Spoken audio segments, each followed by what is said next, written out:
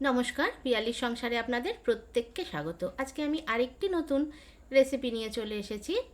এটা হলো বিউলির ডালের বড়ার সর্ষে পোস্ত দিয়ে ঝাল। আমি এই রেসিপিটি আমার শাশুড়িকে করতে দেখেছি। যখন দিদিমা আসতো, দিদিমা শাশুড়ি, তখন আমার শাশুড়ি এটি করতেন। আসলে দিদিমা বিধবা ছিলেন, তো মাঝে মধ্যে একটু সর্ষে পোস্ত দিয়ে ঝাল ঝাল করে ওনার মুখেও একটু ভালো লাগতো, আর এটা ওনারও খুব প্রিয় ছিল।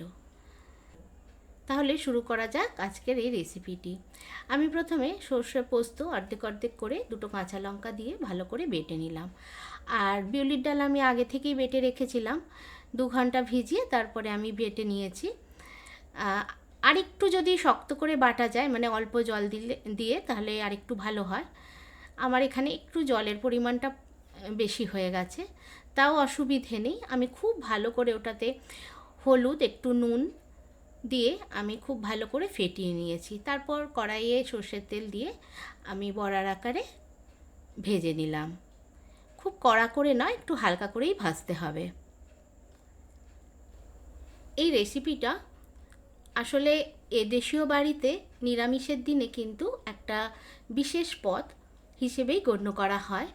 আর বিশেষ করে আমি আগেই বলেছি, দিদিমা বিধবা ছিলেন, তো বিধবাদের যেহেতু ওরা মাছ, মাংস, ডিম কিংবা পেঁয়াজ রসুন খেতেন না, তো তাদের জন্য কিন্তু এটা স্বাদ বদলের একটা ভালো পদ। আমার সবকটা বড়া ভাজা হয়ে গেছে। তারপর ওর মধ্যে একটু তেল দিলাম, দিয়ে একটু কালো জিরে ফোড়ন আর একটু জল দিয়ে আমি সর্ষে পোস্ত বাটাটা দিয়ে দিলাম, দিয়ে ওর মধ্যে পরিমাণ মতো জল দিয়ে দিলাম। আমার রেসিপি আপনাদের কেমন লাগছে সেটা অবশ্যই কমেন্টসের মাধ্যমে জানাবেন। আর যারা এখনও সাবস্ক্রাইব করেননি তাদের সাবস্ক্রাইব করে দেওয়ার অনুরোধ রাখলাম। আপনাদের সহযোগিতা ছাড়া আমার এগোনো একদমই সম্ভব নয়। পরিমাণ মতো জল দেওয়ার পর আমি একটু হলুদ, দুটো কাঁচা লঙ্কা আর একটু লঙ্কার গুঁড়ো আর একটু মিষ্টি দিয়ে ভালো করে নাড়াচাড়া করে যখন ফুটে উঠলো, তখন আমি বড়াগুলো দিয়ে দিলাম। আর আমি এখানে নুন দিইনি, এরপর আমি একটু নুনও দিলাম।